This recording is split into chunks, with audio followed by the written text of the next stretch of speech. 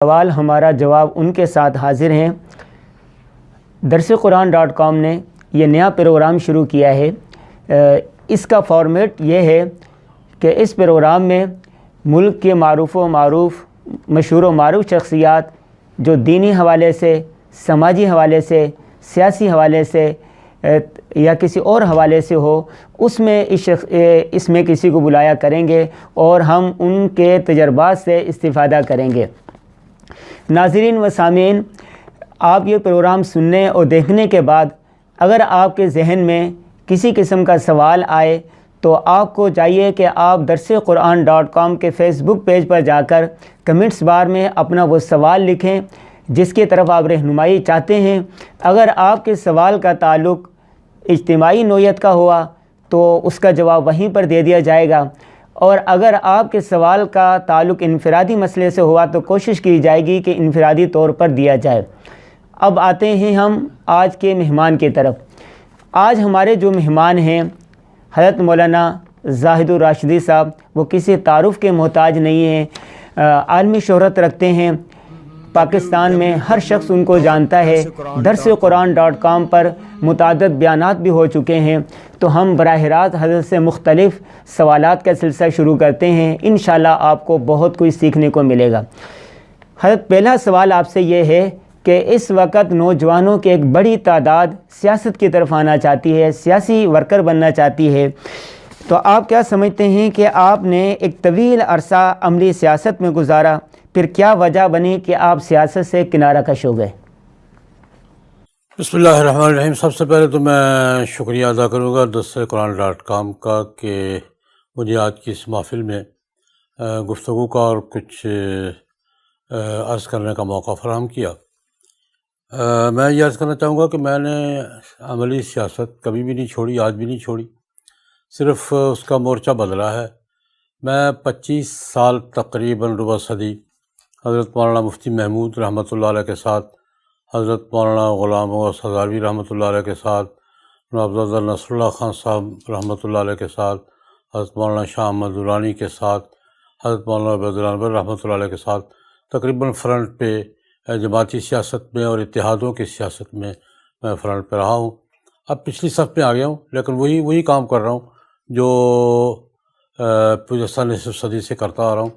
لیکن یہ ہے کہ ایک ہے عملی سیاست میں انتخاب اور الیکشن اور پارٹی، اور میں اس سے ہٹ کر علمی فکری مورچے پر ہوں، اور الحمدللہ میرے کام کے تسلسل میں کوئی ایک دن کا وقفہ بھی نہیں ہے۔ ملکی سیاست، تحریک نفاذ اسلام، تحریک ختم نبوت اور اسلام کی تعبیر و تشریح میں اس امت کے اجماعی موقف کی ترجمانی تسلسل کے ساتھ جاری رکھے ہوئے ہیں۔ اصل میں عملی سیاست یہ سمجھ لیا گیا ہے کہ پارٹیوں کی یہ مقابلہ بازی اور الیکشن اور پارلیمنٹ نہیں، میں اس کو بھی عملی سیاست سمجھتا ہوں، علمی محاذ پر، فکری محاذ پر اور ذہن سازی کے محاذ پر، سوال و جواب کے محاذ پر اپنی بات۔ الحمدللہ میں ابھی تک سیاست کے میدان میں ہوں اور اپنا کردار ادا کر رہا ہوں۔ آپ نے مختلف دینی تحریکات میں حصہ لیا، آپ کیا سمجھتے ہیں کہ ہماری دینی جد و جہد اس وقت کہاں کھڑی ہے؟ دینی حلقوں کو کس رخ پر کام کرنا چاہیے؟ دینی جد و جہد مختلف حوالوں سے ہے۔ ایک تو نفاذ اسلام کے لیے، نفاذ اسلام کے لیے پاکستان بننے سے پہلے ہی بلکہ پاکستان بننے کے بعد جد و جہد کا آغاز ہو گیا تھا۔ اس کے 2-3 الگ الگ فورم ہیں۔ ایک تو علماء کا مشترکہ طور پر اسلام کے سیاسی نظام اور سیاسی تقاضوں کی وضاحت کا مسئلہ ہے، قرارداد مقاصد سے لے کر علماء کے 22 نکات تک، اور اس کے بعد مختلف مراحل سے گزرتے ہوئے الحمدللہ یہ پاکستان کی قومی سیاست کا امتیاز ہے کہ جب بھی قومی سیاست کو، قومی جد و جہد کو اجتماعی رہنمائی کی ضرورت پیش آئی ہے، تمام مکاتب فکر کے اکابر علماء نے مل بیٹھ کر رہنمائی کی ہے، اور یہ پاکستان میں ایک دفعہ نہیں 10 دفعہ ہو چکا ہے، اور اب بھی موجود ہیں فورم جو رہنمائی کر رہے ہیں۔ ایک میدان تو یہ ہے کہ موقف کیا ہے، امت کا اجماعی موقف کیا ہے، اسلام کی تعبیر کیا ہے، اسلامی قانون کی تشریح کیا ہے، ایک محاذ ہی۔ ایک ہے پارلیمانی محاذ۔ پارلیمانی محاذ پہ بھی جماعتیں مختلف ادوار میں محنت کرتی رہی ہیں، الگ الگ بھی، اکٹھے بھی۔ اور ان کے نمائندے منتخب ہوتے رہے ہیں، آج بھی ہیں، اور وہ پارلیمنٹ میں اپنے موقف کا اور ملک کے دینی جدوجہد کے تقاضوں کا اظہار کرتے رہتے ہیں۔ تیسرا بات ہے تحریکی، سول سوسائٹی، رائے عامہ، یہ اسٹریٹ پاور، اس کا میں سمجھتا ہوں کہ اس پہ ہم ڈھیلے پڑ گئے ہیں۔ یہ جس طور پہ ہونی چاہیے اس میں کمزور سمجھتا ہوں کہ ہمارے ہاں ڈھیلا پن آ گیا ہے، اور اس کو منظم کرنے کی ضرورت ہے۔ ملک کے قانون اور دستور کے دائرے میں رہتے ہوئے پرامن سیاسی جد و جہد، یہ ہماری تحریک آزادی کی بیس بھی تھی، تحریک پاکستان کی بیس بھی تھی، تحریک ختم نبوت کی بیس بھی تھی، تحریک نفاذ شریعت بھی۔ اس کو یعنی اسٹریٹ پاور کو، سول سوسائٹی کو اور رائے عامہ کو منظم کرنے کی ضرورت پہلے سے زیادہ ہے۔ باقی دو محاذوں پر تو کام ہو ہی رہا ہے، رہنمائی کے محاذ پہ بھی کام ہو رہا ہے، مسلسل ہو رہا ہے، کبھی کوئی خلا نہیں رہا، اور پارلیمانی محاذ پر بھی نمائندے ہمارے کچھ کم کچھ زیادہ ہر دور میں رہے ہیں اور بات کہتے رہے ہیں، لیکن اصل جو پبلک کی قوت رائے عامہ کی، اس میں محسوس کرتا ہوں کہ وہ پہلے والا ماحول نہیں رہا۔ اس کو منظم کرنے کی اور اس میں اجتماعیت پیدا کرنے کی میں اس بات پہ زور دوں گا کہ اسٹریٹ پاور کو، سول سوسائٹی کو اور رائے عامہ کو منظم اور متحرک کرنے کے لیے ایک تو ورک کی ضرورت ہے، دوسرا اجتماعیت کی ضرورت ہے۔ اس پہلو پہ ہم سب کو زیادہ توجہ دینی چاہیے۔ ٹھیک، دور حاضر کے فکری چیلنجوں سے نمٹنے کے لیے کس نہج پر کام کرنے کی ضرورت ہے؟ فکری مسائل تو ہر دور میں پیدا ہوتے رہے ہیں، تابعین کے دور تک تو یہ نہیں تھے، لیکن اس کے بعد ہر زمانے میں اتباع تابعین کے دور سے شروع ہو گئے تھے۔ ہر زمانے میں جو نئے فلسفے آئے ہیں انہوں نے شکوک و شبہات پیدا کیے ہیں۔ آج بھی وہ تسلسل جاری ہے اور یہ قیامت تک جاری رہے گا کہ فکری طور پر مسلمانوں کو اپنی بنیادوں سے کمزور کرنے کی بات، میں سمجھتا ہوں کہ اس کے لیے سب سے ضروری باتیں دو تین ہیں۔ ایک بات تو یہ کہ اپنی نئی نسل کو، نئی پود کو دین کی بنیادوں سے وابستہ کرنا، اور بڑی گہرائی کے ساتھ قرآن پاک، حدیث و سنت، سیرت رسول، صحابہ کرام اور امت کا اجماعی تعامل، اس سے شعوری واقفیت، ایک ہے سطحی اور جذباتی واقف تو ہوتی ہے، ہماری عقیدت بھی ہوتی ہے، جذباتیت بھی ہوتی ہے، ادب بھی ہوتا ہے، لیکن شعوری واقفیت، قرآن پاک کا شعوری فہم اور حدیث و سنت کا فہم، اور حدیث و سنت کے ساتھ میں ان دنوں ایک بات پہ اور زیادہ زور دے رہا ہوں کہ حدیث و سنت کا اپنا دائرہ ہے، جناب نبی کریم صلی اللہ علیہ وسلم کی سیرت و اسوہ کا اپنا دائرہ ہے۔ آج کل میرے خیال میں زیادہ ضرورت حضور کی سیرت و اسوہ کو اجاگر کرنے کی، مختلف مسائل کے حوالے سے، معاشرتی مسائل کے حوالے سے، سماج کی ضروریات کے حوالے سے، سیاسی تقاضوں کے حوالے سے، اجتماعی ضروریات کے حوالے سے سیرت و اسوہ کو، اور صحابہ کرام رضوان اللہ علیہم اجمعین کے 100 سالہ دور کے جو ان کا تعامل اور ان کا اجتماعی عمل تھا، اس کو اجاگر کرنے کی ضرورت ہے، زیادہ ضرورت ہے۔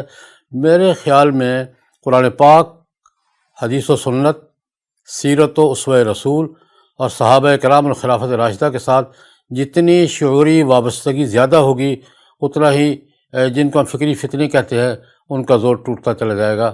اپنی بنیادوں سے شعوری وابستگی اور عقیدت اور محبت کے ساتھ ساتھ معلوماتی وابستگی، یہ پیدا کرنے کی ضرورت ہے۔ انشاءاللہ العزیز ہر دور میں اس قسم کی خرابیاں آتی رہی ہیں اور دم توڑتی رہی ہیں، ہمیں اصل محاذ پہ کام کرنا چاہیے۔ حضرت یہ بتائیے کہ عالمی معاہدات میں علماء و مشائخ کا کیا کردار ہونا چاہیے؟ عالمی معاہدات تو حکومتوں کے درمیان ہوتے ہیں، لیکن علماء اور دانشور، ان کا یہ کردار ضرور بنتا ہے کہ وہ معاہدات سے واقفیت حاصل کریں اور اس کے مثبت منفی پہلوؤں سے قوم کو آگاہ کریں، جو خطرات ہوں وہ بھی سمجھیں، جو مفادات ہوں وہ بھی سمجھیں۔ آج ہمارا بڑا مسئلہ یہ ہے کہ عالمی معاہدات، بین الاقوامی معاہدات، میں یہ بات آج بھی ایک مجلس میں عرض کر کے آیا ہوں کہ اس وقت دنیا پر حکومتوں کی کم ہے، معاہدات کی زیادہ ہے۔ بین الاقوامی معاہدات جن کو یورپی یونین کے ایک بیان کے مطابق 27 کنونشنز ہیں ہیومن رائٹس کے حوالے سے اور آج کے جدید فلسفے کے حوالے سے، معاہدات کی حکومت اس وقت زیادہ ہے۔ ان معاہدات سے واقف ہونا، ان معاہدات پر بحث و تمہیز کرنا قرآن و سنت اور اپنی 1400 سالہ تاریخ کے ساتھ موازنہ کرنا، مثبت منفی پہلوؤں کو اجاگر کرنا اور رہنمائی کرنا کہ کون سی بات ہمارے لیے قابل قبول ہے اور کون سی بات قابل قبول نہیں۔ یہ ہمارے یونیورسٹیوں کا فرض بھی ہے، ہمارے دینی مدارس کا فرض بھی ہے، علماء کا فرض بھی ہے، دانشوروں کا فرض بھی ہے۔ اس میں ہماری توجہ نہیں ہے، میرے خیال میں سر توجہ دینی چاہیے اور ہمیں اپنا کردار ادا کرنا چاہیے۔ عالم اسلام کے نوجوان 44% ہیں، کوئی نئی قیادت پیدا نہیں ہو رہی، نوجوانوں کو کیا لائحہ عمل دیں گے؟ نوجوانوں کو لائحہ عمل جو ہے قیادت کے حوالے سے تو یہ ہے کہ قیادت تو حالات پیدا کرتے ہیں، اور تعلیمی نظام اور فکری تربیت کا جو سسٹم ہے اس سے قیادت سامنے آتی ہے۔ یہ ہمارے ہاں مرعوبیت جو ہے نا اصل میں وہ ہمارا راستہ روک رہی ہے کہ ہم ذہنی طور پر، تہذیبی طور پر، فکری طور پر ابھی تک نوآبادیاتی دور سے نہیں نکل سکے۔ نوآبادیاتی دور سے ہم پولیٹیکلی تو شاید سمجھ لے کے نکل گئے ہیں، لیکن ذہنی، تہذیبی سسٹم، نظام ابھی تک وہی چل رہا ہے۔ ہمیں خود کو ذہنی طور پر نکالنا ہوگا، اور اسلام کی تاریخ، اسلام کے اسلاف اور قرآن و سنت کے ساتھ اپنی وابستگی کو پورے حوصلے اور تدبر کے ساتھ پیش کرنا ہوگا۔ میرے خیال میں نوجوان ذہن کو اور نوجوان نسل کو جتنا جلدی مرعوبیت سے نکالا جا سکے اور یہ بتایا جا سکے کہ آج کا یہ جدید فلسفہ یہ اسلام کے مقابلے میں کوئی حیثیت نہیں رکھتا۔ ہم اسلام، شاہ ولی اللہ رحمۃ اللہ نے ایک بات کہی تھی، اقبال نے بھی وہی بات دہرائی، میں انہی کی بات دہرانا چاہوں گا۔ شاہ صاحب نے کہا تھا کہ آنے والا دور یہ ہے کہ اسلام کے احکام اور مسائل کو اور اس کے قوانین اور ضوابط کو سماجی ضروریات کے حوالے سے پیش کیا جائے اور برتری ثابت کی جائے، اور نے بھی یہی بات کہی تھی کہ آنے والے دور میں تجدید اور اجتہاد اسی کا چلے گا جو سماجی مسائل، معاشرتی مسائل، انسانی سوسائٹی کے مسائل کو اسٹڈی کرے گا اور قرآن و سنت کی روشنی میں ان کا حل پیش کرے گا اور ان کی افادیت ثابت کرے گا۔ میرے خیال میں اس پہلو پر زیادہ کام کرنے کی ضرورت ہے، اور نوجوان اہل علم کو توجہ دلانے کی ضرورت ہے کہ وہ اسلام کے اس پہلو پر، قرآن پاک کے، سیرت طیبہ کے، خلافت راشدہ کے، اور اپنے امت کے جو فقہاء کا ایک 1400 سالہ اجماعی عمل ہے، اس کو سماجی ضروریات کے حوالے سے، سوسائٹی کے مسائل کے حوالے سے، آج کی انسانی سوسائٹی کی مشکلات کے حوالے سے پیش کرنے کی اور حوصلے کے ساتھ پیش کرنے کی ضرورت ہے۔ میں بالکل یقین کے ساتھ سمجھتا ہوں کہ اگر ہم اپنی تعلیمات کو آج کی زبان میں، آج کے اسلوب میں اعتماد کے ساتھ پیش کریں تو یہ آج کا جو فلسفہ جو ہے اس میں سکت نہیں ہے کہ وہ اسلام کے فلسفے کی اس کے زور کا اور اس کی قوت کا مقابلہ کر سکے۔ صرف ہمیں تھوڑا سا حوصلے اور اعتماد کے ساتھ آگے بڑھنا ہے۔ 2023 میں ترکی اپنے 100 سالہ معاہدے کے ختم ہونے کے بعد کیا اقدامات اٹھانے جا رہا ہے؟ خلافت عثمانیہ کے احیاء کے حوالے سے آپ کیا کہیں گے؟ میں سمجھتا ہوں کہ ترکی بتدریج آگے بڑھ رہا ہے، اور وہ خلافت کا ٹائٹل اختیار کرے یا نہ کرے یہ الگ مسئلہ ہے، لیکن ترکی کا جو رول تھا گزشتہ تقریباً 400 سال امت مسلمہ کی قیادت کا، میں دیکھ رہا ہوں کہ ترکی آہستہ آہستہ ادھر بڑھ رہا ہے۔ اس کو آہستہ آہستہ ہی بڑھنی چاہیے، 23 کو ٹارگٹ نہیں کرنا چاہیے، اس کو بتدریج اعتماد کے ساتھ، تدبر کے ساتھ آگے بڑھنا چاہیے۔ اس کو باہر سے تو چیلنج ہے ہی، اندر سے بھی بڑے چیلنج پیش آئیں گے، لیکن ترکی نے 300 سال 400 سال امت مسلمہ کی قیادت کی ہے۔ میں سمجھتا ہوں کہ اس کو اپنا ماضی یاد آ رہا ہے، اور اچھا ٹھیک ہے یاد آ رہا ہے، لیکن میں مطمئن ہوں کہ طیب اردگان جس اعتماد اور حوصلے کے ساتھ اور تدبر اور استقامت کے ساتھ بتدریج آگے بڑھ رہے ہیں، انشاءاللہ العزیز وہ اپنا مقام حاصل کرنے میں کامیاب ہوگا۔ لیکن ضرورت یہ ہے کہ یہ ہمیشہ ہوتا ہے کہ جب کوئی قوت، کوئی تحریک آگے بڑھتی ہے تو نعرے لگانے والے بھی ساتھ آ جاتے ہیں، اور میرا خامو زیادہ خرابی بھی پیدا کرتے ہیں۔ میں جناب طیب اردگان سے توقع رکھوں گا کہ وہ عالم اسلام کے اہل دانش سے جو دین اور دنیا دونوں کے تقاضوں کو سمجھتے ہیں، ان کے استفادہ کے راستہ ہموار کریں گے اور ان کو منظم کرنے کی کوشش کریں گے۔ ان کے لیے سب سے بڑی قوت نظریاتی، فکری، علمی قوت وہ سب سے بڑی قوت ہوگی، اور مجھے نظر آ رہا ہے کہ آہستہ آہستہ وہ آگے بڑھ رہے ہیں۔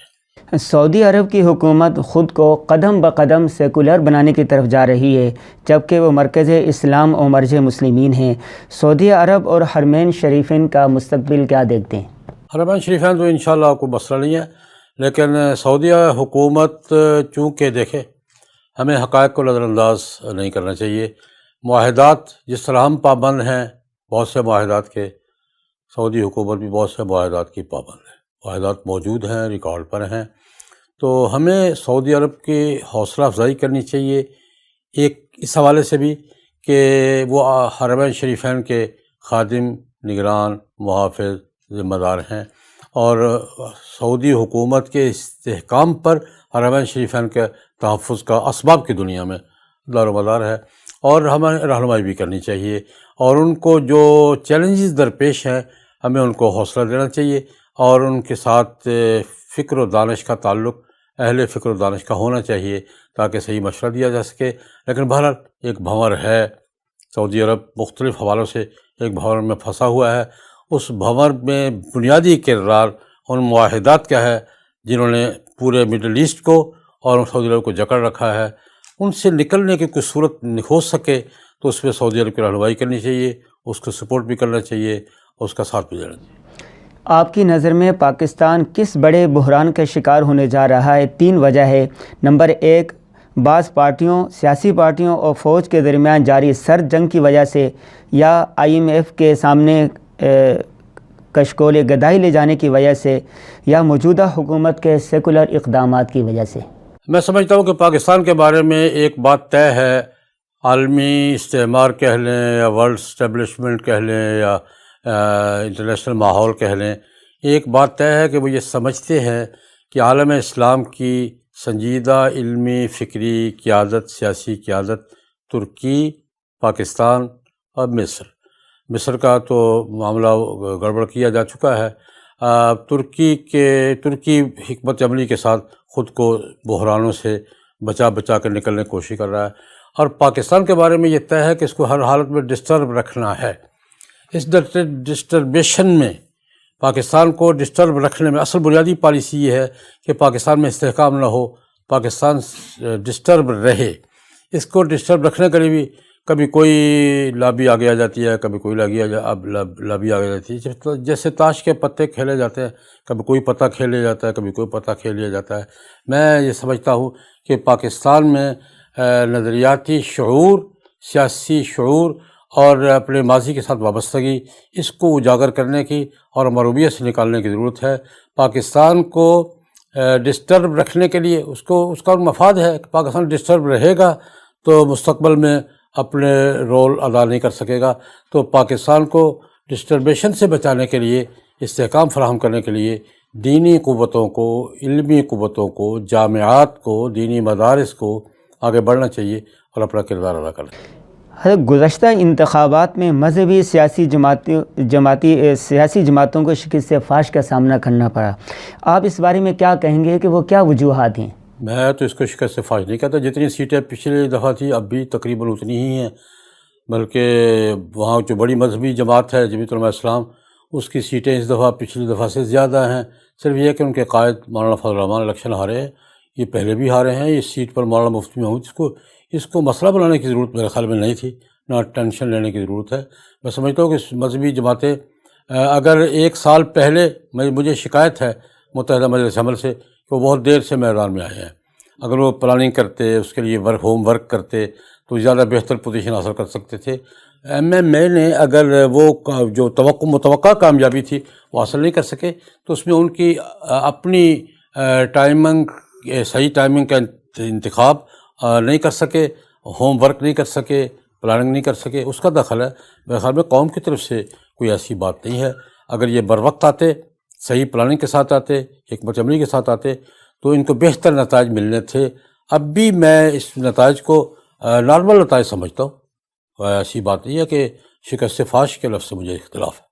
ٹھیک، دینی حلقوں کا اتفاق و اتحاد کیسے ممکن ہے کہ یہ بالکل مل جائیں آپس میں؟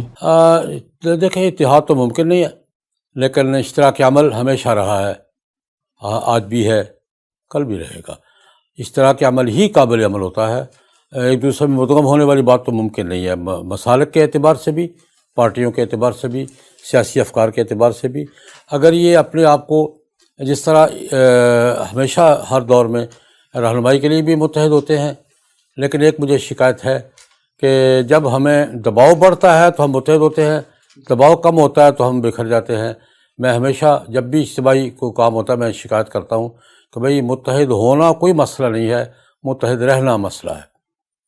اسلام آباد میں بڑی اے پی سی تھی، سربراہی کانفرنس تھی، میں نے ان سے کہا یار متحد تو ہم تو کسی وقت بھی ہو سکتے ہیں، وہ ہمارے کوئی 24 گھنٹے درکار ہوتے ہیں کسی بھی مسئلے پہ دینی قیادتوں کو کسی تفریق کے بغیر مجتمع کرنے میں۔ 24 گھنٹے سے زیادہ مسئلہ نہیں، دقت وقت نہیں لگتا، لیکن متحد رہنا، نارمل حالات میں متحد رہنا اور نارمل جو فیلڈ ورک ہے اس کو تسلسل کے ساتھ جاری رکھنا اصل ضرورت یہ ہے، اور دینی قیادتوں کو اس پر توجہ دینی چاہیے۔ دینی مدارس کے نظام اور نصاب پر بحث کا سلسلہ پھر جاری ہے۔ آپ وفاق المدارس کی نصاب کمیٹی میں بھی ہیں۔ آپ کے خیال میں کیا دینی مدارس کا موجودہ نصاب دور حاضر کے تقاضوں کی تکمیل کرتا ہے؟ اگر نہیں تو نصاب میں بہتری کیوں نہیں لائی جا رہی؟ میں وفاق المدارس کی ایک کمیٹی میں تھا، اب نہیں ہوں۔ میں ایک اپنی حیثیت سے بات کروں گا۔ دینی مدارس کے نصاب و نظام کے بارے میں میں یہ عرض کرنا چاہوں گا کہ جو اس کے اپنے اہداف تھے نا دینی مدارس کے قیام کے، اس میں تو وہ کامیاب ہے۔ دینی مدارس نے 1857 کے بعد جب یہاں کے تعلیمی نظام سے قرآن پاک، حدیث و سنت، فقہ اسلامی، عربی و فارسی کو نکال دیا گیا، اور وہ جو مشترکہ نصاب تھا جو ایسٹ انڈیا کمپنی کے دور میں بھی تھا کہ دونوں تعلیمیں اکٹھی پڑھائی جاتی تھی، یہ درس نظامی دونوں تعلیموں کے مشترکہ نظام کو کہا جاتا ہے، یہ 1857 تک دونوں اکٹھے ایک تپائی پر ایک صف پہ ایک کمرے میں پڑھائے جاتے تھے۔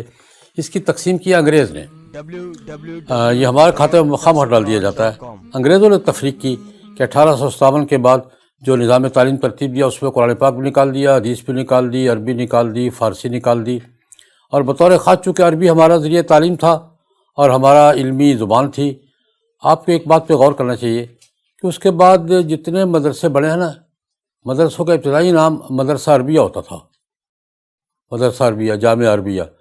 یہ عربی ہماری چونکہ تعلیمی زبان بھی تھی، علمی زبان بھی تھی، تو خیر مدارس نے دو کام کیے۔ ایک تو یہ کام کیا کہ جن علوم کو انگریزوں نے، برطانوی حکومت نے مشترکہ نصاب سے خارج کر کے یک طرفہ نصاب رائج کیا تھا، ان کو بحال رکھا ہے، اور الحمدللہ اس میں پوری طرح کامیاب ہے، پوری طرح کامیاب ہے، اور توقع سے زیادہ کامیاب ہے کہ آج قرآن پاک، حدیث و سنت، فقہ اسلامی، اسلامی تاریخ اور یہ علوم موجود ہیں، نیٹ ورک ہے، کوئی شہر خالی نہیں ہے۔ اور یہ اس میں دوسری بات انہوں نے یہ ذمہ داری تھی ان کی کہ مسلمانوں میں مسجد اور مکتب کا ادارہ، اس کو رجال کار فراہم ہوتے رہیں، یہ بنیادی ٹارگٹ تھا ان کا، اور وہ ہو رہے ہیں۔ خطیب، امام، مفتی، مدرس، حافظ، قاری، یہ مدارس دے رہے ہیں۔ اور میں تو ایک بات لطیفے کے طور پہ کہا کرتا ہوں کہ یہ صرف سوسائٹی کی ضروریات پوری نہیں کر رہے بلکہ ایکسپورٹ بھی کر رہے ہیں۔ دنیا بھر میں پاکستان کے دینی مدارس کے فضلاء، قاری، حافظ، مفتی، عالم آپ دنیا میں کہیں بھی چلے کو ملیں گے۔ یہ دو مقاصد تھے کہ دینی علوم محفوظ رہیں، ان کا نیٹ ورک قائم رہے، وہ ہے۔ مساجد مدارس کو رجال کار ملتے رہیں، وہ مل رہے ہیں۔ یہ تو میں نہیں سمجھتا کہ مدارس کو کوئی ان کا نصاب بھی ٹھیک ہے، ان کا طریقہ۔ ہاں، آزادی کے بعد کچھ اور ضروریات متعلق ہو گئی تھیں ہم سے، جو اب بھی ہم سے متقاضی ہیں، وہ بھی اس کی وجہ ہم نہیں ہیں۔ پاکستان بننے کے بعد جب پاکستان اسلام کے لیے بنا ہے، پاکستان کا دستور اللہ کی حاکمیت کی بات کرتا ہے، قرآن و سنت کے نفاذ کی بات کرتا ہے، اور شرعی قوانین پر عمل کی بات کرتا ہے، تو پاکستان میں ان شرعی قوانین کے نفاذ کے لیے وکلاء، جج صاحبان اور بیوروکریسی قرآن و سنت کے حوالے سے تیار کرنا ریاست کی ذمہ داری ہے۔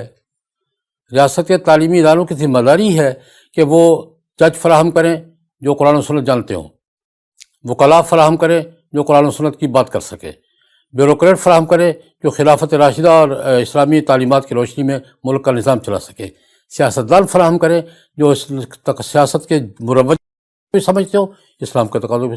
یہ ریاستی اداروں کی ذمہ داری ہے، کیونکہ وہ پوری نہیں کر رہے۔ ریاستی تعلیمی نظام دستور کے مطابق اس کی جو ذمہ داریاں بنتی ہیں پوری نہیں کر رہا. صرف یہ نہیں بلکہ انکار کر رہا ہے. ریاستی تعلیمی نظام اپنی دستوری ذمہ داریاں پوری کرنے سے انکار ہی ہے. اس لیے لوگوں کی توجہ دینی مدارس کی طرف ہوتی ہے، وہ یہ پوری کریں، یہ ان پہ زائد ذمہ داری ہے. میں سمجھتا ہوں دینی مدارس کو توجہ دینی چاہیے، اور عصری علوم جو ان کی ضرورت کے ہیں. عصری تعلیم سے مراد میری یہ ہے آج کی زبان، انگریزی زبان، کمپیوٹر، اور جو فنون اور جو علوم ان کے اپنے کام میں معاون ہیں، یہ دینی مدارس کو شامل کرنا چاہیے. لیکن یہ بات کہ دینی مدرسے کو انجینئرنگ کالج میں بدل دیا جائے، دینی مدرسے کو میڈیکل کالج میں بدل دیا جائے، دینی مدرسے کو ٹیکنیکل کالج میں بدل دیا جائے، یہ دینی مدارس کے اہداف کے خلاف ہے، اس کے مشن اور پروگرام کے خلاف ہے. یہ بات درست نہیں ہے. ہاں، ضروری علوم کو شامل کرنا چاہیے، اور جو تقاضے ریاستی ادارے پورے نہیں کر رہے اور اپنی ذمہ داریوں سے گریز کر رہے ہیں، اگر دینی مدارس ان معاملات میں بھی کچھ کردار ادا کر سکے تو ایڈجسٹ کرنا چاہیے انہیں. میں اس کے حق میں ہوں. لیکن یہ بات کہ ریاستی ذمہ ادارے تو کوئی ذمہ داری قبول نہ کرے. میرے پچھلے دنوں ایک جگہ بات ہوئی، مجھ سے کہا گیا کہ آپ جناب ایف اے، میں نے کہا یار میٹرک تو ہم کروا رہے ہیں، میٹرک تک بنیادی ضرورت ہے.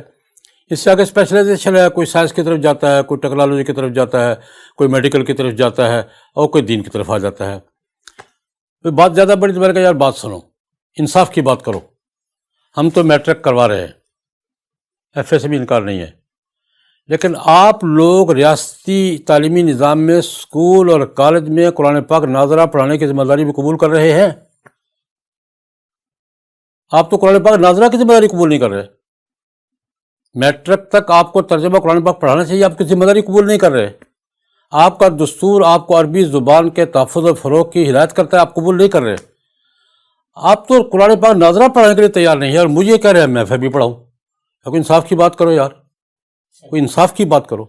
دینی مدارس سے جو مطالبات جائز ہے میں ان کی حمایت کرتا ہوں، لیکن دینی مدارس کا ایجنڈا تبدیل کرنے کی بات، دینی مدارس کا رخ تبدیل کرنے کی بات، ان کے بنیادی رول کو تبدیل کرنے کی بات، یہ ملک کے مفاد کے خلاف بھی ہے، دستور کے تقاضوں کے خلاف بھی ہے، اور دینی مدارس کے تقاضوں کے خلاف تو ہے ہی.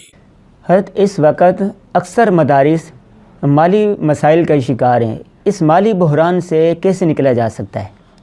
مالی بحران تو بڑھے گا، اس لیے کہ ورلڈ اسٹیبلشمنٹ بھی اور ہماری ملک کی اسٹیبلشمنٹ بھی، اس کی تمام پالیسیوں کا رخ یہ ہے کہ دینی مدارس کی سوسائٹی سے مالی سپلائی روکی جائے.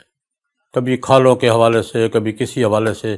ابھی پنجاب میں جو چیریٹی ایکٹ لائے ہیں، اور بھی یہ ان کی کوشش یہ ہے کہ دینی مدارس کو سوسائٹی جو سپورٹ کرتی ہے اس سپورٹ کو روکا جائے. اس کے لیے دینی مدارس کے خلاف پروپیگنڈا کا ہر سال بھی استعمال کیا جا رہا ہے، پابندیوں کا ہتھیار بھی استعمال کیا جا رہا ہے. یہ مشکلات تو پیدا ہوں گی، لیکن میں نہیں سمجھتا کہ جو دینی مدارس اپنی تاریخ کا بیشتر حصہ، یہ تو سہولتیں ابھی آئی ہے 25-30 سال میں، جو اپنی ذمہ داریوں کا بیشتر حصہ مسجد کی چٹائی پر محلے سے روٹیاں مانگ کر جنہوں نے دینی تعلیم کو 1 صدی تک باقی رکھا ہے، میں نہیں سمجھتا کہ یہ مالی مشکلات ان کے حوصلے میں کوئی کمی ڈال سکیں گی. یہ نہیں ہوگا انشاءاللہ العزیز. حضرت آپ اس تجویز کو کیسے دیکھتے ہیں کہ جس طرح اقرا ٹائپ کے اسکول ہے، اسلامک اسکول ہے، وہ فیسیں لیتے ہیں طلباء سے، تو اب تو ماشاءاللہ خوشحالی کا دور ہے، اتنی غربت نہیں ہے پاکستان میں، تو کیا بچوں سے فیسیں لی جا سکتی ہیں؟ میں اس کے حق میں نہیں ہوں. وہ اسکول کی ٹھیک ہے، اسکول کے ساتھ وہ نیٹ ورک ہمیں مضبوط کرنا چاہیے. اقرا روضۃ الاطفال طرز کا، یعنی اسکول ہو، اسکول میں بنیادی دینی تعلیم ہو، وہ ہمیں اسکول سسٹم اپنے قائم کرنے چاہیے. یہ اسکول کالج ہمیں اپنے بنانے چاہیے، تعلیم جدید دی جائے اور اپنے ٹچ دے دیا جائے دینی تعلیم کا، اور ماحول اپنا فراہم کیا جائے، لیکن دینی مدارس کی حیت کو میں تبدیل کرنے کے حق میں نہیں ہوں. حضرت ابھی نوجوانوں کے حوالے سے کچھ بات ہے، چند سوالات ہیں. پہلا سوال یہ ہے کہ یہ سوشل میڈیا کا دور ہے، سوشل میڈیا کے اندھے بے دریغ اور بیجا استعمال نے ہماری نئی نسل کو تباہ کر کے رکھ دیا ہے. آپ نئی جنریشن کو کیا نصیحت کریں گے کہ وہ اس فتنے سے بچ سکیں؟ گزارش یہ ہے کہ روک تو آپ سکتے، آندھی جب آتی ہے تو آندھی کو روک تو نہیں سکتے آپ. سیلاب بھی جب آتا ہے، سیلاب کو آپ روک نہیں سکتے، وہ اس سیلاب میں سے خود کو بچاتے ہوئے نکلنا ہوتا ہے. نئی نسل کو شعور فراہم کیا جائے، خیر اور شر کا فرق بتایا جائے اور اچھے اور برے استعمال کی تمیز سے آگاہ کیا جائے اور پوری کوشش کی جائے. بڑوں کی ذمہ داری ہے کہ وہ اپنے بچوں کی نگرانی کریں. اور یہ تو آپ کہیں گے کہ وہ استعمال یہ تو نہیں ممکن نہیں ہے، وہ تو سیلاب ہے، طوفان ہے، آندھی ہے، اس میں سے گزرنا ہی ہے. جس طرح ہم اپنے طوفان، آندھی، سیلاب میں اپنے گھر کے اور بچوں کی حفاظت کرتے ہیں نا، اس فکری سیلاب اور آندھی میں بھی ہمیں اس طرح فکر کے ساتھ اہتمام کرنا چاہیے اور ان کی رہنمائی کرنی چاہیے. حضرت اسی طرح ایک سوال اور ہے کہ اس وقت ویسے تو ہر طبقے میں اشتعال انگیزی، انتہا پسندی کا رجحان فروغ پا رہا ہے، لیکن نوجوان بہت زیادہ مشتعل ہو جاتے ہیں، جلدی مشتعل ہو جاتے ہیں، انتہا پسندی کی طرف بڑھ رہے ہیں. تو یہ اشتعال انگیزی کو کم کیسے کیا جا سکتا ہے؟ اس کی ایک وجہ تو یہ ہے، میں اشتعال انگیزی کی وجہ کو معلوم کریں نا. جب نوجوانوں کے سامنے وعدے، دعوے، عزائم آتے ہیں اور نتیجہ نہیں آتا تو ریئیکشن تو ہوگا. ملک کے ریاستی ادارے، علمی ادارے، میں کسی کو مستثنیٰ نہیں کرتا، جب ایک نوجوان دیکھتا ہے کہ اس کے سامنے یہ کہا یہ ہوگا اور ہوتا کچھ نہیں ہے تو کیا کرے گا؟ نوجوان ہے، ریئیکشن کا شکار ہوگا. محرومی جب آتی ہے، مایوسی جب آتی ہے تو یہ نوجوان کو میں قصوروار نہیں سمجھتا، میں سوسائٹی کو، اداروں کو قصوروار سمجھتا ہوں جو بتدریج نوجوانوں کو محرومی اور مایوسی کا شکار بناتے ہیں. اس میں ہم بھی شامل ہیں، سیاسی قیادت بھی شامل ہے. ہم نوجوانوں سے وہ بات کریں جو ہم کر سکتے ہیں. باتیں ہم وہ کرتے ہیں جو ہمارے بس کی بات نہیں اور نتائج نہیں دیکھتے تو. اور دوسری بات نوجوانوں سے بھی میں عرض کروں گا، اشتعال کسی مسئلے کا حل نہیں ہوتا، کسی بھی مسئلے کا حل نہیں ہوتا. ہمیں حوصلہ، تدبر، برداشت، اس کو فروغ، اس کی تلقین کرنے کی ضرورت ہے، سمجھانے کی ضرورت ہے. اشتعال اور برداشت کے درمیان جو توازن کا راستہ ہے وہ بتانے کی ضرورت ہے. ہمیں قوم کی رہنمائی کرنی چاہیے، نوجوانوں کو سمجھانا چاہیے. بالخصوص ہمارے ہاں میں سمجھ رہا ہوں کہ آج سے 30 سال پہلے ہمارے اپنے ماحول میں جو برداشت تھی وہ کم ہوئی ہے اور اشتعال بڑھا ہے. ہمیں اہل دین کو، علماء کرام کو، دینی مدارس کے وفاقوں کو، دینی قیادتوں کو اس پر خاص توجہ دینی چاہیے کہ ہم مکالمے کا حوصلہ پیدا کریں، گفتگو کا حوصلہ پیدا کریں، برداشت کا حوصلہ پیدا کریں. ہمارے امت میں اختلافات علمی بھی، سیاسی بھی چلے آ رہے ہیں، لیکن اس میں برداشت اور حوصلے کو بڑھانا یہ ہماری ذمہ داری ہے، ہمیں اس میں کردار ادا کرنا. حضرت اسی حوالے سے ایک اور سوال ہے کہ آج کل بچوں، نوجوانوں کی تعلیم پر تو بہت زیادہ توجہ دی جاتی ہے، لیکن تربیت پر کوئی خاص توجہ نہیں دی جاتی، جس کی وجہ سے نئی نسل بگاڑ اور اخلاقی بگاڑ کی طرف بڑھ رہی ہے. تربیت کے حوالے سے آپ کیا کہیں گے؟ آپ فرماتے ہیں کہ تعلیم کی طرف توجہ دی جاتی ہے تو مان لیتا ہوں میں. میرے خیال میں تعلیم کی طرف بھی ہماری توجہ نہیں ہے. ہماری توجہ فیسوں کی طرف ہے، وردی کی طرف ہے، پروٹوکول کی طرف ہے. دونوں شعبوں میں ہمارے یہاں دونوں شعبوں میں، دینی تعلیم کے شعبے میں بھی اور اصلی تعلیم کے شعبے میں بھی معیار گرتا جا رہا ہے اور تعلیمی ماحول کمزور ہوتا جا رہا ہے. ہم زیادہ نمائش پہ آ گئے ہیں، دونوں طرف کے لوگ، ڈگریوں پر، نمائش پر اور پروٹوکول پہ. ہمیں بھی غور کرنا چاہیے اور تعلیمی معیار پہ توجہ دیں. ہم میرے خیال تعلیمی معیار کے ساتھ ساتھ میں 2 قسم کی تربیت کی بات کروں گا. ایک ہے تربیت کے مختلف دائرے ہیں، دینی تربیت، نماز، روزہ، زکوٰۃ، واجبات، فرائض کے پابند ہوں. اخلاقی تربیت کہ لوگوں کے ساتھ میل جول، سوسائٹی میں ڈیلنگ کیسے کرنی ہے. اور فکری تربیت کہ آج کے مسائل کو سمجھنا ہے اور اس پہ صحیح راستہ. یہ 3 الگ دائرے ہیں. تعلیمی اداروں کو، دینی جماعتوں کو، دینی قیادتوں کو، علمی قیادتوں کو، یونیورسٹیوں کو ان دائروں کی طرف توجہ دینی چاہیے اور یہ ہماری ضرورت ہے. حضرت ایک سوال حکومت کے حوالے سے، موجودہ حکومت نے پورے ملک میں تجاوزات کے خلاف آپریشن شروع کر رکھا ہے. اگر ان تجاوزات میں مساجد اور مدارس آ جاتے ہیں تو حکومت کیا کرے؟ میرے خیال میں تجاوزات کے خلاف مہم تو ٹھیک ہے، لیکن اس میں 2 باتوں سے بچنے کی ضرورت ہے. میں حکمرانوں سے عرض کروں گا کہ 2 باتوں سے. ایک یہ ہے کہ سیاسی انتقام کے تاثر سے بچنے کی ضرورت ہے. تجاوزات بعض مقامات پر شکایات سامنے آئی ہیں کہ یک طرفہ کارروائی ہے، شکایتیں آئی ہیں. اور بعض مقامات پہ آئی ہے کہ مدارس اور مساجد جو ہے نا، دیکھیں مساجد اور مدارس جو ایک عرصے سے اگر کسی ایسی زمین پر حکومت کی اجازت سے اور حکومت اجازت نہ صحیح لیکن ایک مسجد 50 سال سے چلی آ رہی ہے، ایک مشترکہ جگہ پہ ہے، حکومت اس کو قبول کرتی آ رہی ہے، تو اب اس کو مسترد کرنے کا میرے خیال میں شرعی طور پہ مشکل ہوگی۔ ہاں، مفاد عامہ جہاں متاثر ہوتا ہے، روڈ ہے، کوئی پبلک مفاد کی جگہ ہے، وہاں بات مشورے سے کی جا سکتی ہے، لیکن بہرحال تجاوزات کے خلاف مہم جو ہے یہ تو درست ہے، لیکن دو باتوں سے بالکل خالی ہونا چاہیے۔ یہ ابھی سے تاثرات شروع ہو گئے ہیں۔ ایک تاثر یہ کہ سیاسی انتقام لیا جا رہا ہے، یہ بات نہیں ہونی چاہیے کہ وہ لوگ زیادہ نشانہ بنیں جو سیاسی طور پر مخالف سمجھے جاتے ہیں، اور دینی مدارس اور مساجد کے خلاف اگر جیسا کہ چنیوٹ میں ایک بات پیدا ہوئی تھی، اگر یہ بڑی تو خود تجاوزات کے خلاف مہم خود ناکامی کا شکار ہو جائے گی۔ حکومت کو اس کے نتائج بھی دیکھنے چاہیے، اور ان دو تاثرات سے اپنی مہم کو بچانے کی کوشش کرنی چاہیے کہ یہ مساجد اور مدارس کے خلاف کی جا رہی ہے یا سیاسی انتقام کے طور پہ کی جا رہی ہے۔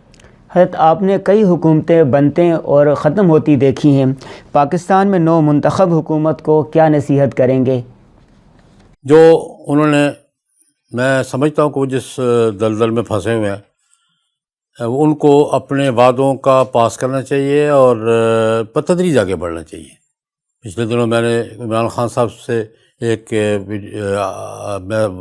وائس میسج میں نے کہا تھا کہ سارے مسئلے بجا وقت چھیڑنے کا کوئی فائدہ نہیں ہے، نقصان ہوگا، بتدریج آگے بڑھیں۔ اور میں سمجھتا ہوں کہ ان کے ارد گرد ٹیم تجربہ کار لوگوں کی کم ہے، اکا دکا تجربہ کار لوگوں سے فائدہ اٹھائیں اور بتدریج آگے بڑھیں، اپنے وعدوں کا پاس رکھیں اور بیلنس رکھیں۔ میں یہ نہیں کہتا کہ بین الاقوامی ماحول کو نظر انداز کر دیں، لیکن بین الاقوامی ماحول کی خاطر اپنے قومی مفادات قربان نہیں کریں۔ دونوں میں توازن، بین الاقوامی معاہدات، بین الاقوامی دباؤ، ملکی مفادات، قوم کا مفاد، قوم کی وحدت، قومی خود مختاری۔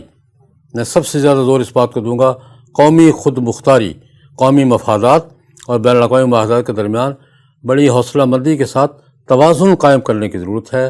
اگر وہ توازن قائم نہ کر سکے تو کسی ایک طرف لڑ جائے، یہ ویل بیلنسنگ کہتے ہیں، دونوں پہیوں میں ان کو بھی وہ ہوا برابر رکھنی ہوگی۔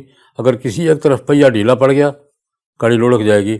تو میں سمجھتا ہوں کہ توازن سے اور حوصلے سے آگے بڑھیں۔ حضرت، ایک سوال یہ ہے، آپ کے والد محترم کی قرآن پاک کے بارے میں بڑی خدمات ہیں، نوجوانوں کو ہمارے اکابر کے بارے میں معلومات ہی نہیں ہیں، تو آپ اپنے والد محترم کے بارے میں کچھ واقعات، کچھ تجربات، کوئی ایسی چیزیں بتائیں تاکہ نوجوان اس سے کچھ سیکھ سکیں۔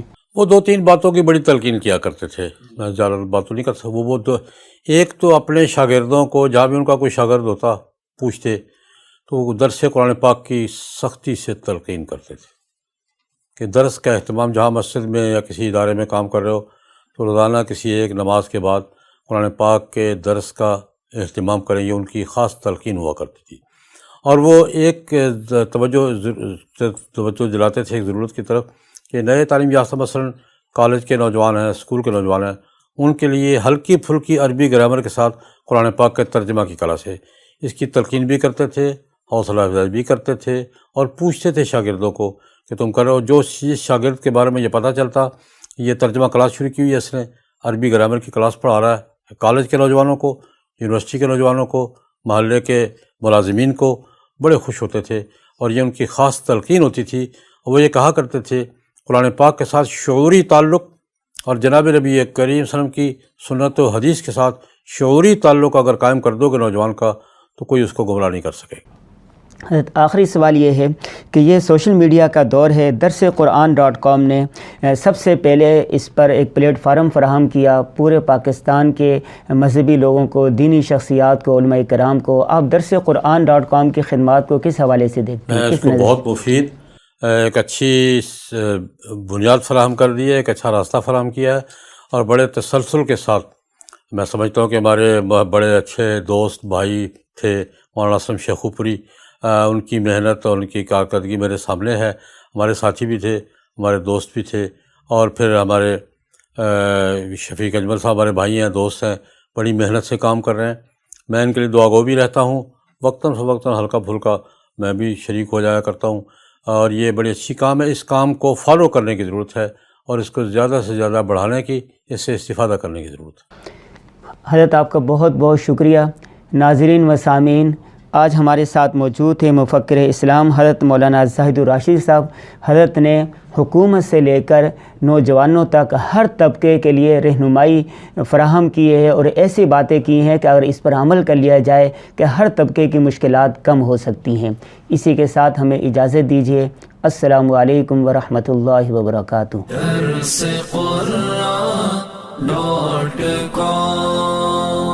www.darsequran.com